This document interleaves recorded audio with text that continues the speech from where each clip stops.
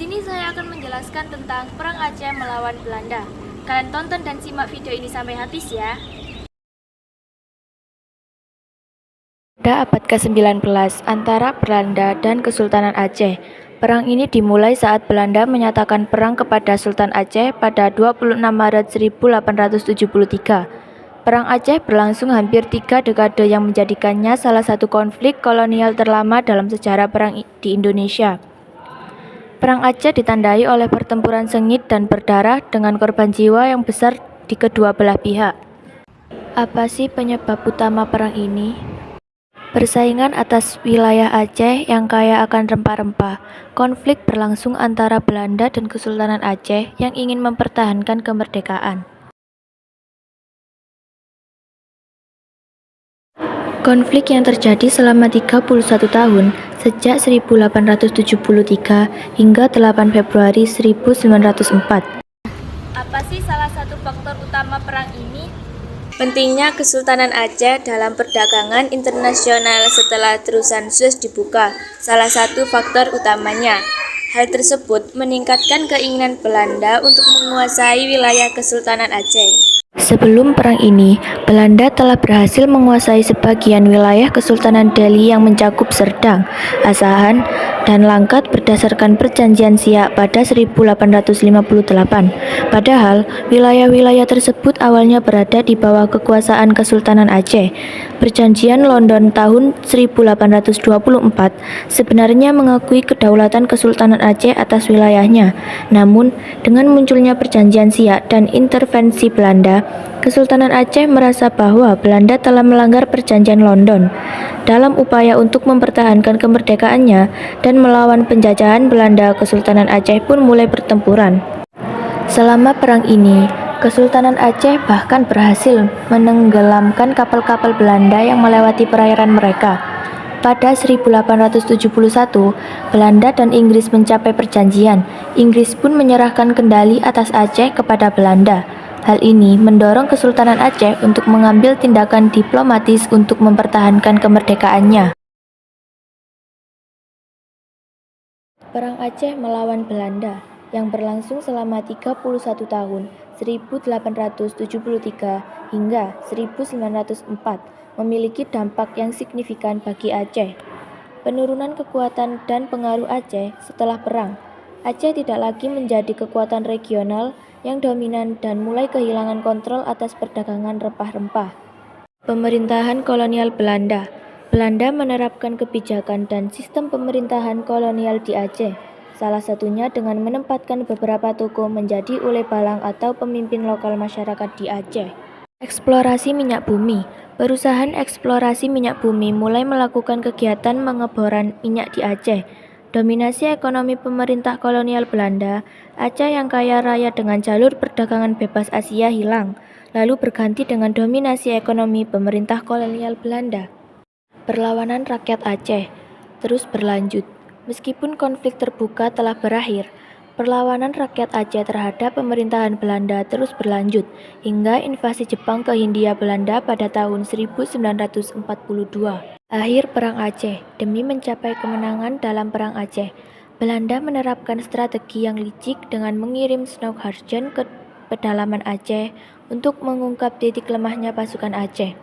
Hasilnya, Dr. Snouckharjen menyarankan kepada Gubernur Militer Belanda, Johannes Benedictus van Heijs, agar mengesampingkan terlebih dahulu golongan Keumala, Sultan yang berkedudukan di Keumala, beserta pengikutnya, serta terus menyerang dan fokus pada kaum ulama. Dia juga menyarankan untuk tidak melakukan negosiasi dengan pemimpin gerilya dan mendirikan pangkalan permanen di Aceh Raya. Selain itu, Snouckharjen mengusulkan agar Belanda menunjukkan niat baik kepada rakyat Aceh dengan mendirikan langgar, masjid, memperbaiki infrastruktur seperti jalan dan irigasi, serta memberikan bantuan dalam pekerjaan sosial rakyat Aceh. Strategi dari Dr. Snouckharjen ini diterima oleh Van Heijs yang kemudian menjabat sebagai gubernur militer dan sipil di Aceh pada periode 1898 hingga 1904. Perang Aceh dibagi menjadi 4 periode. Pada periode awal Perang Aceh yang berlangsung sejak 1873 hingga 1874, Belanda menerapkan strategi perang semesta atau perang total. Saat itu, pasukan Belanda dipimpin oleh Kolher. Mereka berusaha untuk menguasai wilayah Aceh secara penuh dengan menggelar serangan militer besar-besaran dan pendudukan wilayah secara intensif. Cakup upaya untuk menyerang pusat-pusat kekuasaan Kesultanan Aceh dan mengontrol wilayah-wilayah strategis. Sementara itu, masyarakat Aceh berperang dengan melibatkan Panglima Polim dan Sultan Mahmud Syah sebagai pemimpin perlawanan terhadap pasukan Belanda. Berkat strategi perang yang baik, pasukan Kohler dengan diperkuat 3.000 tentara berhasil dihadapkan dan dikalahkan oleh masyarakat Aceh. Kohler pun tewas pada 14 April 1873. Perang Aceh periode kedua. Pada periode kedua Perang Aceh yang berlangsung sejak 1874 hingga 1880, Kesultanan Aceh beralih ke strategi perang gerilya. Pada periode ini, Teuku Umar memimpin gerakan perlawanan ini. Teuku Umar menggunakan strategi perang gerilya melibatkan serangan cepat, taktik hit and run, dan pemanfaatan medan yang sulit untuk mempersulit upaya pengejaran oleh pasukan Belanda. Akan tetapi, pasukan Belanda di bawah kepemimpinan Jenderal Jan van Swieten berhasil menaklukkan Keraton Sultan pada 26 Januari 1874. Yang kemudian dijadikan sebagai pusat pertahanan Belanda. Pada 31 Januari 1874, Jenderal van Swieten mengumumkan bahwa seluruh wilayah Aceh secara resmi menjadi bagian dari kerajaan Belanda. Perang Aceh periode ketiga. Selama Perang Aceh periode ketiga, terjadi serangkaian peristiwa signifikan yang mencakup serangan besar-besaran oleh Belanda terhadap Aceh, penggunaan taktik militer keras, dan pertempuran sengit antara pasukan kolonial Belanda dan pemberontakan Aceh dengan dipimpin oleh Teuku Umar, pembakaran desa, penggunaan senjata api, serta isolasi ekonomi terhadap Aceh oleh Belanda menjadi ciri khas perang ini. Selama perang gerilya tersebut, pasukan Aceh yang dipimpin oleh Teuku Umar bersama dengan Panglima Polim dan Sultan pada 1899 terjadi serangan mendadak oleh Van der Dusen di Meulabo yang mengakibatkan gugurnya Teuku Umar. Namun, Cut Nyak Dien, istri Teuku Umar, kemudian mengambil peran sebagai komandan perang gerilya.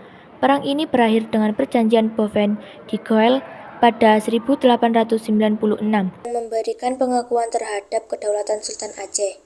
Perang Aceh periode keempat. Perang Aceh periode keempat pada 1896 hingga 1910 menggunakan strategi sporadis tanpa adanya komando dari pemerintah Aceh. Sebagian besar perang dilakukan dalam bentuk gerilya yang melibatkan kelompok dan individu yang melakukan perlawanan, serangan, pengadangan, dan pembunuhan tanpa ada komando sentral dari pemerintahan kesultanan. Itu tadi penjelasan dari saya. Saya akhiri sampai di sini. Jangan lupa like, komen, dan subscribe ya. Terima kasih. Wassalamualaikum warahmatullahi wabarakatuh.